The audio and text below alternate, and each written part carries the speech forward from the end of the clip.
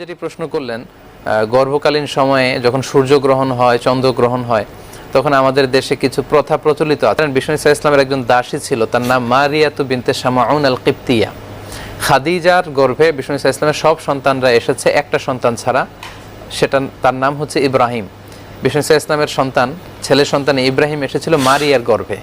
তো ইব্রাহিম খুব ছোট বয়সে ইন্তেকাল করেছিল এবং বিষ্ণুনবী খুব কষ্ট পেয়েছিল এই ছেলেটার ইন্তেকালে। বিষ্ণুনবী বলেছিলেন, ওয়া ইন্না বি ফিরাকিকা ইয়া ইব্রাহিমু লা মাহজুন, হে ইব্রাহিম, আমার ছোট সন্তান, তোমার আজকের চলে যাওয়াতে আমি খুবই দুঃখিত। তো সেই দিন সূর্যগ্রহণের দিন ছিল। তখন সাহাবারা অনেকে বলতে শুরু করলো, দেখো বিষ্ণুনবী কি পরিমাণে শোক প্রকাশ করছেন, বিষ্ণুনবীর সাথে সাথে প্রকৃতিও শোক প্রকাশ করছে। দেখো আজকে সূর্য বিষ্ণুনবীর সাথে শোক প্রকাশ করছে। বিশ্বনবী সন্তানের ইন্তেকালের কারণে প্রকৃতিও আজকে শোকাবেশ ধারণ করেছে। এই কথা শুনে বিশ্বনবী একটা সমাবেশ ডাকলেন এবং বললেন যে তোমরা কে কে এই কথাটি বলেছো, তোমরা আসলে ভুল বলেছ। কারণ চন্দ্র সূর্যের একটা ঘূর্ণয়মান প্রক্রিয়া আছে এবং সেটা আল্লাহর আদেশে ওই ঘূর্ণয়মান প্রক্রিয়াতেই চলবে। এটা আগে পরে কখনো যাবেও না, আগে পরে চলবেও না। আজকে আমার ছেলে ইব্রাহিম মৃত্যুবরণ করলেও সূর্যগ্রহণ হতো, আমার ছেলে ইব্রাহিম মৃত্যুবরণ না করলেও আজকে সূর্যগ্রহণ হতো।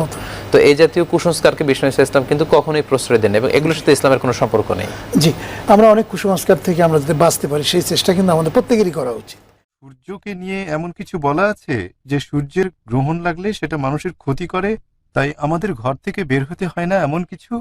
ভাই প্রশ্ন করলেন যে ইসলামে কি সূর্যগ্রহণ নিয়ে কোনো নির্দেশ আছে যে আমরা বাইরে যেতে পারবো না ইত্যাদি।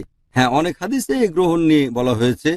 আর এই গ্রহণের সময় আমাদের প্রিয় নবী মোহাম্মদ সাল্লাল্লাহু সাল্লামের ছেলে ইব্রাহিম রাদিয়াল্লাহু আনহু মারা যান। তাই সবাই বলে যে এই সূর্যগ্রহণের সময় নবীর ছেলে মারা গেছে, তাই সূর্যগ্রহণের একটা প্রভাব আছে। তখন নবী বললেন যে সূর্য এবং চন্দ্র আল্লাহ সুবহানাহু ওয়া তাআলার নিদর্শন। কোরআনের বিভিন্ন জায়গায় এটা উল্লেখ আছে, চন্দ্র এবং সূর্য আল্লাহ সুবহানাহু ওয়া তাআলার নিদর্শন, কোনো মানুষের কারণে এতে গ্রহণ লাগতে পারে না। কাজেই এই সূর্য গ্রহণও আল্লাহ সুবহানাহু ওয়া তাআলার নিদর্শন। আর এ বিষয়ে হাদিসে আছে যে যদি গ্রহণ লাগে তোমরা 2 রাকাত নামাজ পড়বে। এটা ফরজ না, সুন্নত। গ্রহণ লাগলে মুসলমানরা পড়বে 2 রাকাত নামাজ। আর হাদিসে বলা হয়েছে এর কারণ সাবধান থাকতে হবে আমাদের, কারণ বর্তমানে বিজ্ঞানের বদৌলতে আমরা জানতে পেরেছি যে সূর্যগ্রহণের সময় খোলা চোখে সেদিকে তাকালে আমাদের চোখ নষ্ট হয়ে যেতে পারে। কাজে বের না হওয়ার এটাই কারণ। তবে মুসলমান হিসেবে সবার 2 রাকাত নামাজ পড়া উচিত, আর এটা সুন্নত নামাজ।